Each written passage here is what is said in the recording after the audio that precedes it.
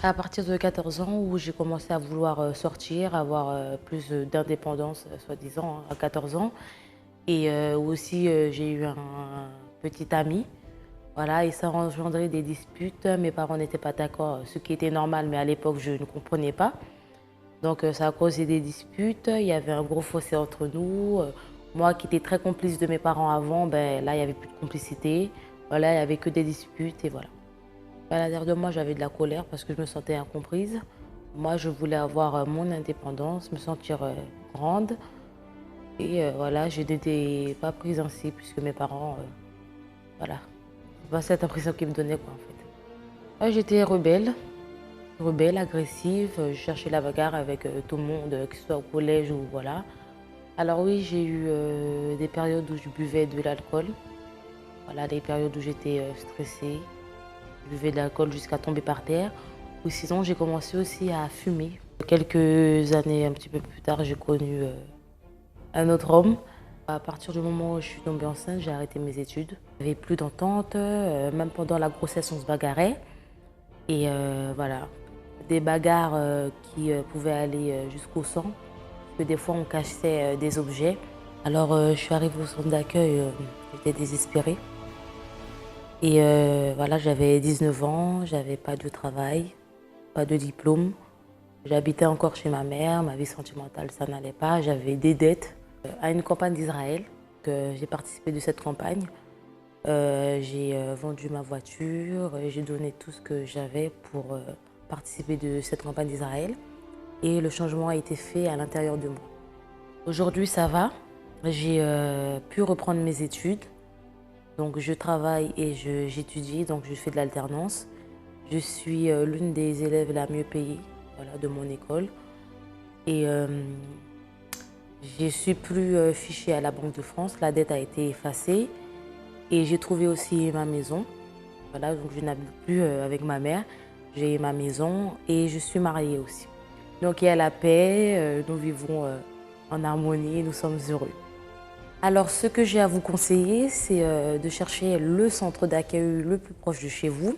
Et lorsque vous arriverez là-bas, de vous diriger vers les personnes qui seront à votre service là-bas, les assistants. Et voilà, et tout ce que vous entendrez, de mettre en pratique et de ne pas avoir peur de vous lancer. Avec ma famille, toute ma vie, on a toujours été la famille disloquée. Tout le monde on était partagé, chacun de son côté, mais jamais unis. Et il y avait beaucoup d'histoires, hein, des histoires qui partaient, on ne sait nulle part, bien souvent par des personnes qu'on ne connaissait pas, qui venaient raconter des choses.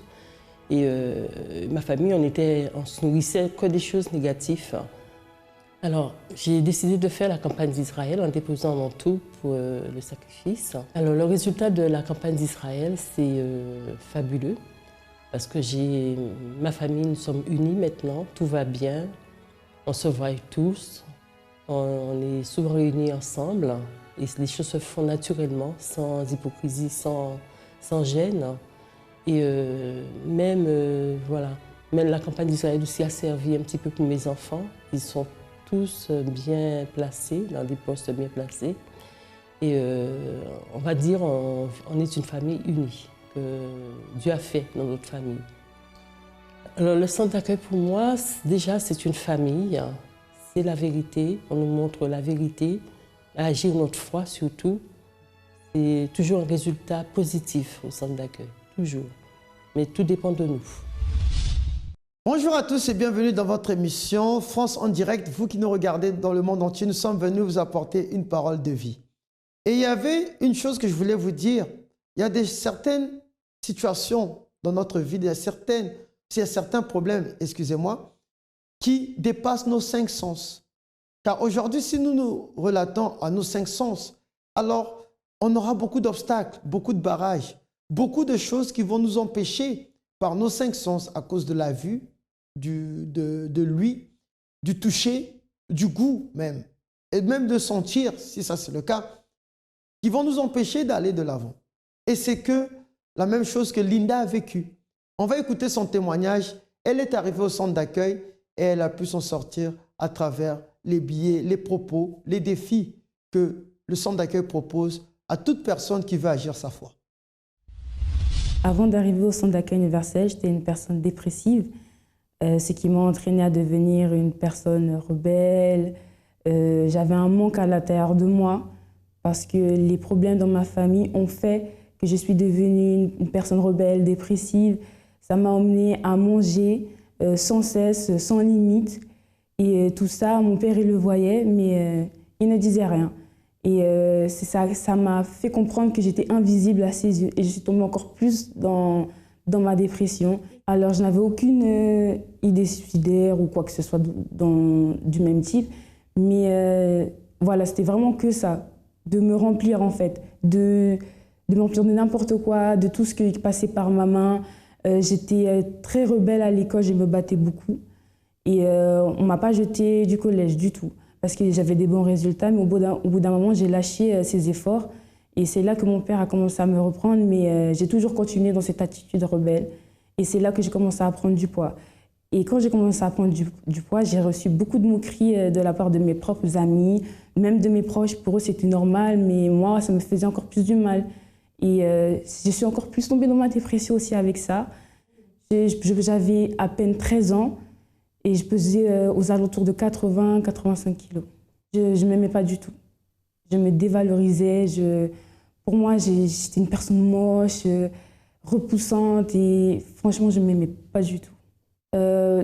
Quand je me voyais, j'avais vraiment pas, comment dire, cette force en fait qui pouvait me faire relever, de changer d'attitude. Franchement, j'avais rien de tout ça. Je me disais, bon, je suis comme ça et je vais vivre avec. Parce que c'était comme si je pouvais combler ce manque qu'il y avait à l'intérieur de moi. C'était vraiment manger pour me fatiguer et aller dormir. Alors, comme je vous les ai dit au début, il y a certains problèmes qui dépassent nos 5 sens. Regardez, une personne qui avait des problèmes familiaux, son père battait sa mère, elle a vu avec ses yeux, elle entendait les disputes, ça c'est sûr et certain, et elle s'est réfugiée dans le sens du goût. Alors elle s'est mise à manger et elle pesait plus de 85 kilos, quelque chose que pour une adolescente, je crois qui était un poids surélevé. Mais pourquoi elle se renfermait dans la nourriture, dans l'alimentation? Parce que c'est sûr, elle cherchait une solution. Alors, elle a été invitée au centre d'accueil par quel billet? On va le découvrir maintenant parce qu'on va écouter son histoire, la suite. J'ai connu le centre d'accueil universel par une amie qui m'a ramenée à la Force Jeune. Donc par là, j'ai connu le centre d'accueil universel. J'ai commencé à venir le dimanche, le lundi, le jeudi et surtout le vendredi. C'est-à-dire que quand le pasteur y parlait, je me sentais touchée. Ça parlait vraiment de la situation dans ma famille en fait. Et c'est là que j'ai commencé à prendre de nouvelles attitudes. Pour moi, venir au centre d'accueil universel, c'était que pour ma famille. Je voulais seulement changer ma famille. Ma famille, en fait, elle est divisée et il y avait beaucoup de disputes, de bagarres, vraiment que de la violence. Et je voulais vraiment que ça s'arrête. Et un jour, j'en ai discuté avec un ouvrier qui m'a expliqué que si je voulais que ma famille change, il fallait que ça commence déjà par moi, que je prenne de nouvelles attitudes. C'est-à-dire, par exemple, quand je voyais ma belle-mère me crier dessus, je ne répondais pas. Pour moi, il fallait que, même si ça bouillonnait à l'intérieur de moi, il fallait que je me retenais, je la regardais, je disais oui, je vais faire. Même si je savais qu'il y a quelque chose, c'était pas moi, je disais oui, c'est moi et je vais faire. J'ai participé au propos du jeûne de Daniel. Alors le jeûne de Daniel, c'était plus de télé, plus tout ce qui est multimédia. C'est vraiment de se concentrer sur la parole de Dieu pour notre renforcement intérieur. C'est de là que j'ai commencé, on va dire, à me remplir et à totalement changer, à ne plus être la même personne. C'est de là aussi que j'ai pris mon baptême et j'ai décidé d'être plus jamais la même personne. La campagne représentait pour moi vraiment la dernière porte, vraiment la dernière issue qu'il me fallait pour que je puisse avoir ce que je demandais. Et je me suis donnée à fond sans me poser de questions pour pas que je sois troublée et je suis partie à fond et j'ai reçu. Aujourd'hui, ma vie est rétablie. Mon intérieur, il va très bien. J'ai vraiment ce renouvellement qu'il me fallait. Être remplie, mais vraiment de la présence de Dieu parce qu'avant, c'était catastrophique. Je ne suis plus dépressive, je vais très bien. Aujourd'hui, on me reproche trop d'être rigolée. Et avec ma famille, ça va. Même si le combat est vraiment tous les jours, ça va mieux que dans le passé. Et aujourd'hui, ma famille va mieux. Avec ma belle-mère, ça va mieux. On se dispute moins, on ne se bagarre plus. Et là, on peut parler. C'est-à-dire qu'avant, on ne pouvait pas parler, être assis, parler. Mais là, on parle, on rigole. C'est vraiment le changement. Aujourd'hui, je suis une fille épanouie qui se valorise parce que je ne me valorisais pas du tout. Je me détestais, mais vraiment, je me détestais. Et maintenant, ça va très bien. Je me valorise, je me trouve belle. Et voilà. Pour moi, le centre d'accueil universel, c'est vraiment l'école en fait, pour apprendre aux gens comment avancer. Certes, on a notre école ici, mais ça, c'est vraiment l'école spirituelle pour apprendre à avancer, soit dans notre foi, ou même à devenir une nouvelle personne, mais encore plus forte. Et j'invite vraiment à toutes les personnes à venir au centre d'accueil universel pour avoir une nouvelle vie. Alors, elle est arrivée au centre d'accueil et par le biais d'une amie qui l'a invitée. Et par ce biais, elle a pu apprendre que c'est elle qui devait d'abord changer pour changer sa famille. Et c'est ce qu'elle a fait. Elle a emprunté ce chemin et elle a pu changer elle-même. Et aujourd'hui, vous avez pu l'entendre, que sa famille est restaurée. Aujourd'hui, elle n'a plus besoin de se cacher dans la nourriture, de se cacher dans l'alimentation pour avoir une paix intérieure ou un gain intérieur. Parce qu'aujourd'hui, le centre d'accueil représente pour elle une vie spirituelle pour le changement totalement. Alors, on va écouter le témoignage de Audrey et plusieurs autres témoignages de personnes qui ont participé à des propos, à des campagnes d'Israël au centre d'accueil. Et si vous voulez aussi en savoir plus par rapport aux campagnes d'Israël ou bien à propos de ces propos que nous faisons ici, alors vous pouvez appeler le 01 53 35 85 12 et il y aura une personne au bout du fil qui pourra vous édifier, qui pourra vous enseigner et même vous diriger vers le centre d'accueil le plus proche de chez vous, que vous soyez dans les îles ou dans les provinces ou en Île-de-France, il y a toujours un centre d'accueil à côté de vous. Écoutons leur histoire. Il ne s'était rien passé de spécial, mais un soir j'étais sortie de chez moi et quand je suis rentrée, en fait, ma mère elle m'a demandé en fait de me déshabiller. Et de l'autre côté en fait, de la pièce, il y avait mon père et mes frères. Ils ne voyaient pas, mais ils entendaient. Donc ma mère, elle m'a demandé de me déshabiller et elle a voulu en fait regarder mon intimité pour vérifier si j'avais eu un rapport ou pas avec ce garçon. Et pour moi, en fait, ça a été la pire humiliation parce qu'elle avait violé mon intimité et j'avais personne en fait à qui parler de cette histoire parce qu'en fait, c'était tellement honteux. Et depuis ce jour, en fait, j'ai commencé à avoir une haine contre ma mère. Je la détestais, j'acceptais plus son autorité, je l'acceptais même pas comme mère. Je disais toujours que j'aurais préféré avoir une autre mère que elle. Et quand ma mère nous laissait, par exemple, le mercredi après-midi, on passait nos après-midi en fait à se battre, à se disputer. Mais c'était vraiment des disputes violentes. On prenait le balai, on se tapait. Pour dire à quel point c'était violent, un jour, j'ai voulu taper sur mon frère, j'ai pris le balai. Et en fait, j'ai tapé sur la table en verre et la table, elle s'est cassée.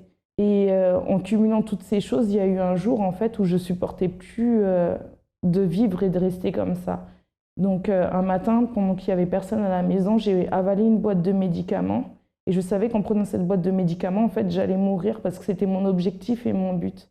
Et je suis partie à l'école et mes camarades, ils m'ont dit « Mais qu'est-ce qui se passe ?» Et je me rappelle juste quand je me suis réveillée en salle de réveil parce qu'en fait, j'étais allée en réanimation et le médecin m'a dit que j'ai eu la chance parce que si on ne m'avait pas vue plus tard, à l'heure qu'il est, je serais déjà morte. Et du coup, j'étais triste en fait, j'étais dégoûtée parce que moi, je voulais mourir, je ne voulais pas continuer en fait à vivre. Et ma mère, quand elle est arrivée dans la chambre, elle m'a juste dit « T'es une goutte d'eau qui tombe du ciel » et là, ça m'a encore mis plus la rage parce que je me suis dit « Pourquoi je suis encore là? Pourquoi je vis? Parce que moi, je veux juste mourir. » Et à chaque fois que j'avais l'opportunité en fait, de réessayer ou même de faire du chantage par rapport à ça, dès qu'on me disait des choses qui me faisaient mal, je disais si c'est comme ça, moi je préfère mourir. En fait, je suis arrivée au centre d'accueil par l'invitation en fait, d'un ancien copain qui m'a invitée. Au début, j'ai dit non, mais après je me suis dit pourquoi pas y aller par curiosité. Et au début, quand je suis arrivée, j'étais pas très intéressée, j'étais plutôt moqueuse. Je me moquais des personnes, je me moquais de ce qu'il y avait autour, ça m'intéressait pas plus. Je choisissais un peu les réunions où je voulais venir ou partir. Et en général, je ne restais jamais jusqu'au bout. Et quand j'ai commencé en fait, à avancer, à m'investir un peu plus, à commencer en fait, les chaînes de prière, là, j'ai commencé à voir en fait, une différence. Parce que je me suis rendu compte de mon état, en fait, l'état de ma vie, mon état spirituel. J'avais une vie en fait, qui était totalement détruite, sauf que je ne le voyais pas du tout. Je ne reconnaissais pas ma vie. J'étais une personne en fait triste. Je venais à l'église, je passais mon temps à pleurer C'est comme si on me mettait en fait un poignard à chaque fois dans le cœur dès que j'entendais la parole. Et j'ai accepté en fait l'aide petit à petit des personnes qui étaient autour de moi. Mais ce qui était difficile dans mon processus, c'est que j'acceptais un jour, le lendemain, je refusais. Oui, j'ai participé à la première campagne d'Israël. Dès que je suis arrivée le mois de la campagne d'Israël. Et la première des choses que j'ai demandé, c'était en fait la délivrance.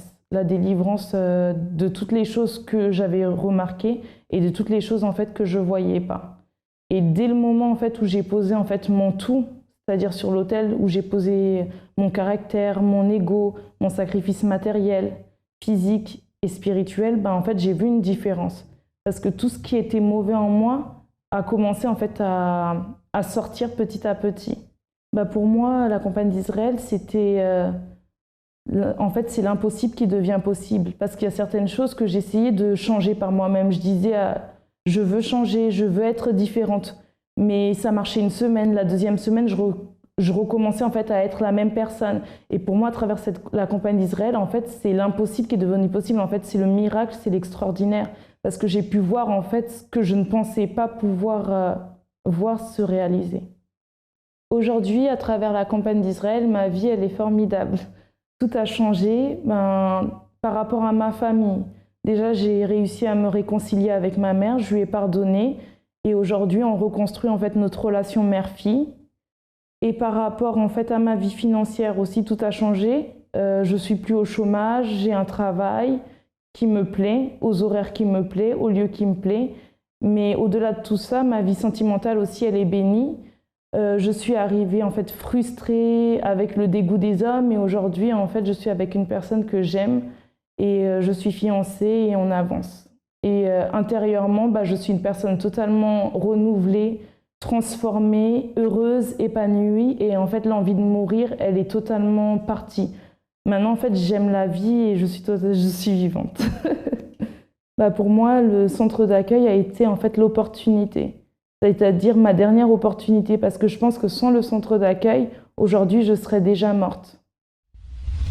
Qu'est-ce que Dieu a fait dans votre vie? Alors, Dieu a fait beaucoup de choses en commençant par moi. J'étais une personne très perturbée. J'étais très jeune, j'avais beaucoup de problèmes de santé. Quel type de problème? Justement, le médecin n'a jamais découvert les problèmes. C'est après mon premier accouchement. J'ai commencé à avoir des problèmes sans aucune explication. Et ça a continué, le deuxième aussi, troisième, j'avais toujours des problèmes. Les accouchements, ça se passait bien, mais c'était après. Donc, j'ai eu beaucoup de maux de dos, problèmes de dos. Je faisais des kinés, ça ne résout rien du tout. Jusqu'à que j'ai connu les centres d'accueil. Okay. Et vous, quel était le problème? Moi, j'avais le problème des yeux. J'avais une infection.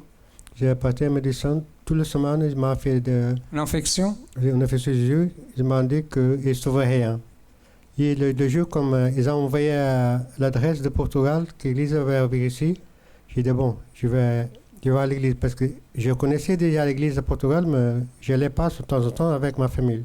Vous étiez déjà marié à ce temps-là? Oui. Au Portugal, quand vous avez connu? Oui. Et après, on a trouvé l'église ici. Je rappelle que c'était un dimanche après-midi. Quand j'arrivais là et j'entrais. L'époque, c'est... Vous dites, on va faire une prière. La personne qui a une maladie, elle met la main en queue. Et après, j'ai mis la main sur les yeux. J'ai fait la prière. Quand j'ai raté la main, j'avais rien parce qu'avant j'étais un boulot sur les yeux. Après, c'est là, jamais j'ai ressenti. C'est ça qui m'a fait. La douleur est disparue? Est disparue. Et après cela, comme à l'époque, j'ai vécu ici tout seul, ma famille était en Portugal. J'ai dit, bon, maintenant, je vais continuer à aller à l'église. J'en parlais de la campagne d'Israël. On veut aider, on fait venir ma famille ici. Parce qu'à ce temps-là, il était difficile. Aujourd'hui, c'est la communauté européenne. À ce temps-là, non. Était nécessaire pour travailler ici d'avoir la carte séjour, n'est-ce pas? Comme j'avais des enfants en bas âge à l'école, j'ai dit, bon, je veux s'amener en France quand je connais déjà l'école portugaise, parce que je ne sais pas s'ils vont rester ici ou pas. Si je pense à retourner, et je retrouve une vie là-bas. Je continue à persévérer quand je fais la campagne d'Israël. Pour amener la famille, il faut un appartement. Qu'est-ce que Dieu a fait? La famille est venue. Et la famille est venue. La famille est venue. Dieu vous a guéri. Dieu a amené la famille ici. Qu'est-ce que Dieu a fait en plus? Dieu nous a donné la condition d'acheter la maison ici. On n'avait pas de condition, mais à travers la campagne d'Israël, il nous a fait acheter et nous a donné plein de choses, changer de voiture, d'avoir dans en 2010, on a changé de voiture deux fois à 0 km. Et toujours, Dieu nous prospère. À chaque fois que vous s'aimez, oui, vous récoltez. Que Dieu continue à vous bénir. Merci. J'étais une prostituée dans le monde. C'est-à-dire que je ne me respectais pas du tout. Pas du tout. J'avais plein de copains. Et je restais 1 semaine, 2 jours. En fait, j'avais un mal-être à l'intérieur de moi. En fait, mes parents m'ont beaucoup gâtée, mais c'était trop. Et en fait, pour m'évader, je cherchais en fait autre chose avec les hommes. J'ai vécu une déception sentimentale et ça m'a tellement fait peur que je rasais les murs, pardon. Je rasais complètement les murs. En fait, la dernière personne avec qui j'étais, elle m'avait frappée. Et en fait, de ce traumatisme, en fait, j'ai perdu 10 kilos en 1 semaine. Et du coup, ça m'a tellement traumatisée que j'avais peur. J'étais toujours angoissée, j'avais peur. Et je rasais les murs. Et quand quelqu'un me parlait, je sursautais tout de suite parce que je pensais que c'était lui en fait qui était derrière moi, qui allait encore me frapper de nouveau. Et quand je suis arrivée au centre d'accueil à Colombes, la première chose que j'avais appris, c'était de plus mentir. Parce que je mentais beaucoup à mes parents. J'ai appris aussi à avoir confiance en moi-même, parce que j'avais perdu toute confiance, toute crédibilité. J'ai appris à sacrifier et à renoncer à beaucoup de choses, surtout à nous-mêmes, à travers les eaux du baptême.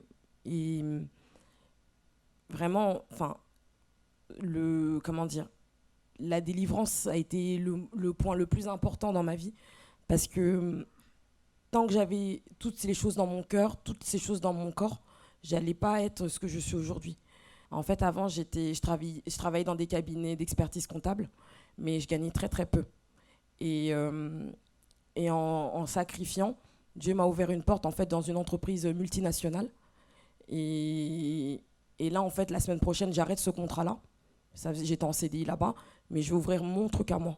Donc, Dieu est en train d'ouvrir aussi cette porte-là. Une campagne d'Israël. J'ai mis mon vœu sur l'autel de Dieu, mais j'ai fait aussi ma part. Je suis partie en fait dans cette entreprise et j'ai mis l'onction. J'ai dit ça, cet endroit, c'est là où je vais glorifier ton nom. Et en fait, je suis comptable là-bas, mais on est plusieurs services. Et dans ces services, maintenant, plus j'avançais, plus on m'a confié des responsabilités. Au début, j'étais arrivée comme comptable, on va dire, normal. Et maintenant, j'ai réussi même à former d'autres personnes. J'ai réussi à faire des déplacements. Enfin, on m'a ouvert beaucoup de portes là-bas. J'ai reçu la délivrance en persévérant. J'ai reçu aussi le baptême du Saint-Esprit, mais je l'ai reçu longtemps après. Je l'ai reçu 4 ans après. Et maintenant, en fait, j'avance, je recule pas, j'avance et j'aide même les autres.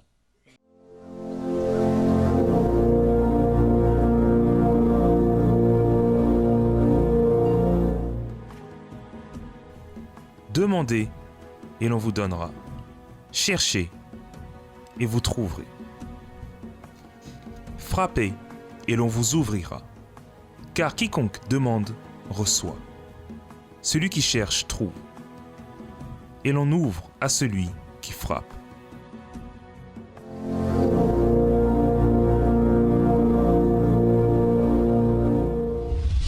Tant de choses dites, tant de choses écoutées, excusez-moi. Alors, le centre d'accueil est ouvert à votre disposition 24 heures sur 24. On ouvre nos portes de 6h30 à 22h et la ligne SOS prend le relais Ami 24, il y aura toujours une personne qui pourra vous entendre au 01 53 35 85 12. Je répète encore le 01 53 35 85 12. Et vous savez qu'il y a aussi le site internet www.centredaccueil.net pour avoir des amples informations par rapport au centre d'accueil, par rapport aux propos que nous faisons, à la campagne d'Israël. Vous allez entendre aussi des témoignages parce que si vous allez sur notre site, vous pourrez aller sur notre chaîne YouTube, là où vous pouvez voir plein de témoignages des personnes qui ont pu s'en sortir. Alors, vous qui êtes en train de nous regarder en ce moment, vous savez qu'il n'y a que vous qui pouvez agir. Vos 5 sens, il y en a 5, mais il y a le 6e sens qui n'est pas visible à l'œil nu, qu'on ne peut pas entendre, mais qu'on peut l'utiliser et avoir la foi aux Saintes Écritures pour que ça apporte la solution dans notre vie. Et c'est ce qu'ont fait toutes ces personnes dont vous avez écouté. Quant à moi, je vous dis à la prochaine et que Dieu vous bénisse.